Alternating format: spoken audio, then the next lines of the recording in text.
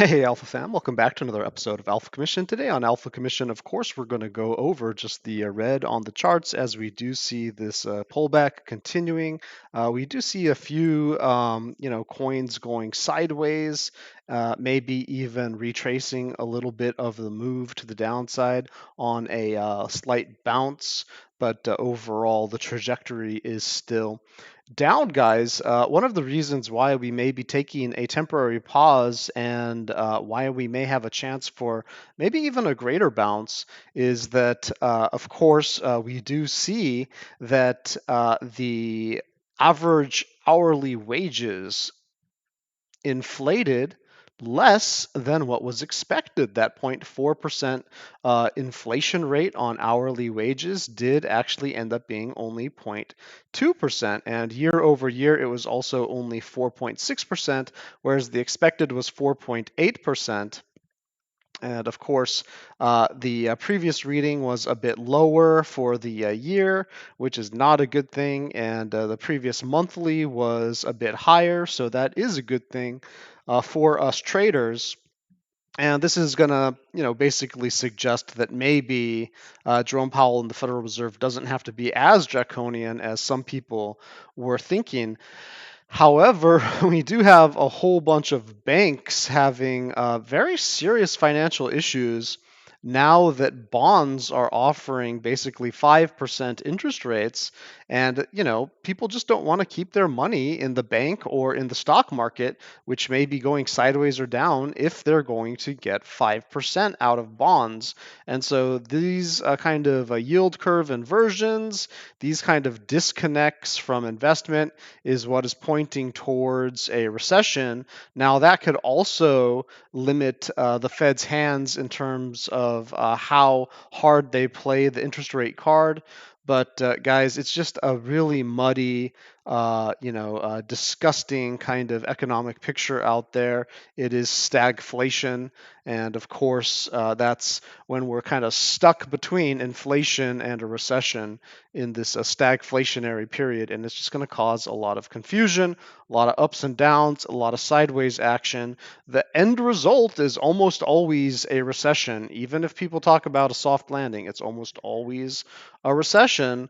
So that's what we get to look forward to next, in my opinion. But right now, we are just trying to get through these stagflationary weeds. Guys, let's jump straight to the charts.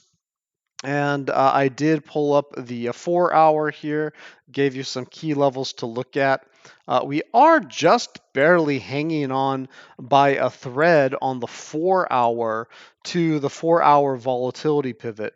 Now, in this entire run down, right, this kind of shakedown, we really have been below the volatility pivot ever since the top of the market up here around 25,300. So it is nice to see that we are at a level that we could potentially get a bounce if we're able to hang on to 19,850 at the close of 1 hour. Now, ideally, we'd like to be above $20,009 in order to get into that alpha momentum pool, recover some of our momentum.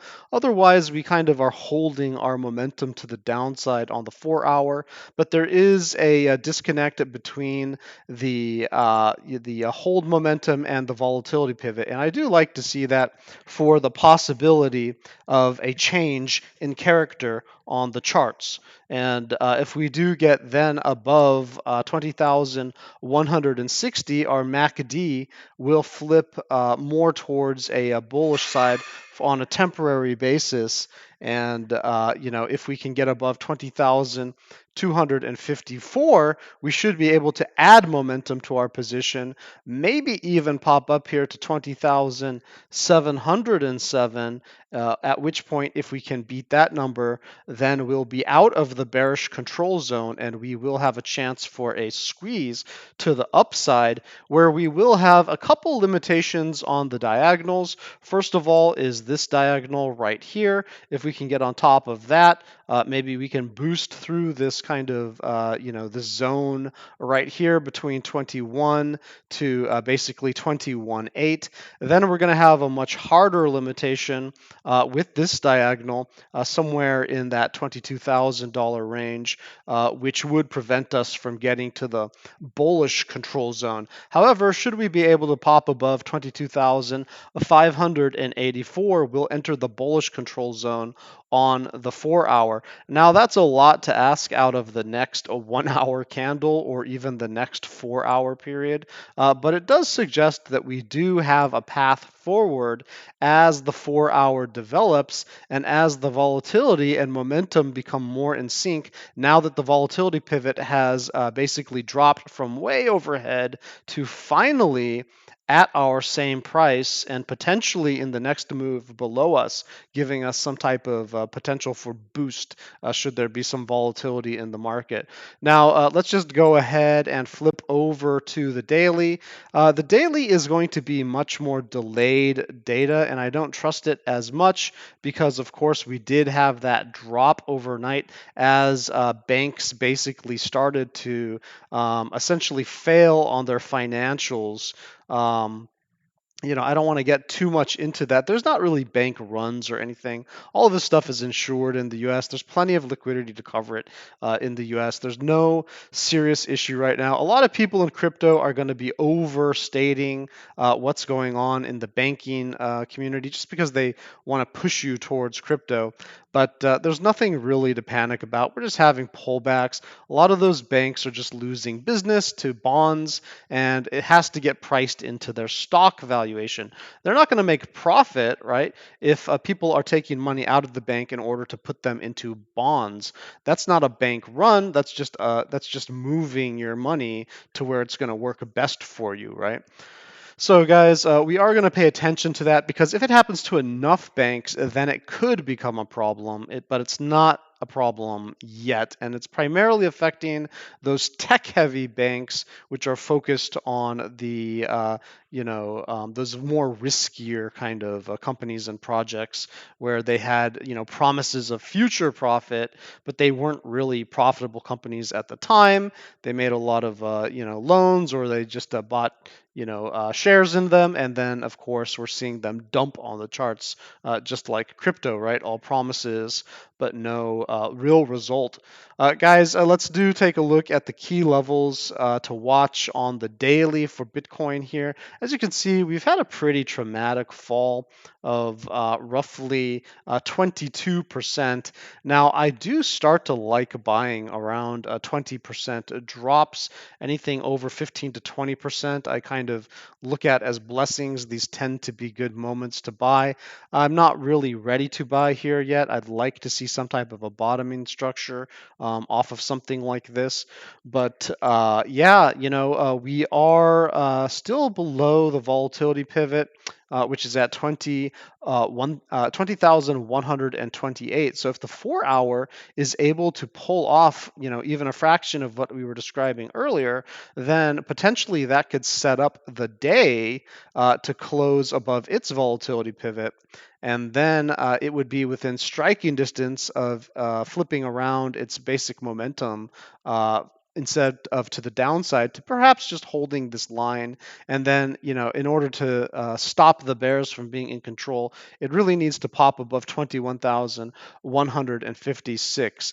Now, I do believe that in 5 hours, a lot of these numbers should be coming down a bit. That's just the nature of our chart descending. But, it still could be a difficult battle. So no promises. We can easily just get, a little pop up and then, tag maybe this diagonal down here, right?